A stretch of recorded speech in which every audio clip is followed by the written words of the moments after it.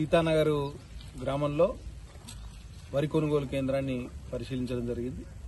ప్రభుత్వం పేపర్లలో ఇస్తున్న సమాచారం కానివ్వండి, ఎలక్ట్రానిక్ మీడియాలో ఇస్తున్న సమాచారానికి ఇక్కడ గ్రౌండ్ రియాలిటీకి పొంతనే లేదు.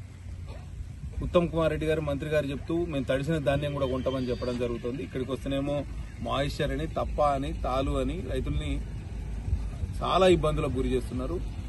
ఒక అంచనా ప్రకారం కుమ్రంభీం ఆసిఫాబాద్ జిల్లాలో యాసంగి వడ్లు 50,000 మెట్రిక్ టన్నులు దిగుబడి వస్తుందని అంచనా వేశారు. ఇప్పటి వరకు ప్రభుత్వం సేకరించింది ఎంత అంటే అన్ని వరి కొనుగోలు కేంద్రాలలో అన్ని కలిపితే 1180 మెట్రిక్ టన్నులు మాత్రమే. అంటే 2% వడ్లు కూడా ఇంకా సేకరించలేదు. కాబట్టి ప్రభుత్వం పూర్తిగా ధాన్యం కొనుగోలులో విఫలమైంది. ఒకవైపు అకాల వర్షాలతో రైతులు ఇబ్బంది పడతారు.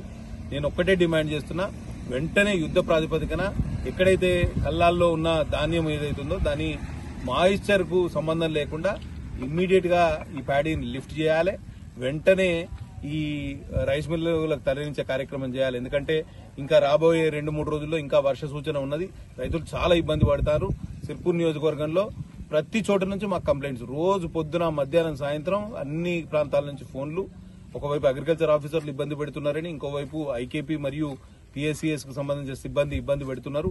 తర్వాత ఈ రెవెన్యూ డిపార్ట్మెంట్ కు సంబంధించిన వాళ్ళు ఇబ్బంది పెడుతున్నారని కంప్లైంట్స్ చాలా వస్తున్నాయి. కాబట్టి వెంటనే అధికారులు రాబోయే 10-15 రోజులు చాలా కీలకం. ఈ నెలాఖరు వరకు పూర్తి స్థాయిలో ప్యాడీ ప్రొక్యూర్మెంట్ జరగాలి. లేకపోతే రైతులందరితో కలిసి మేము కలెక్టరేట్ ముట్టడికి పిలుపునిస్తామని సందర్భంగా తెలియజేస్తూ సెలవు తీసుకుంటున్నాం. బోలో భారత్.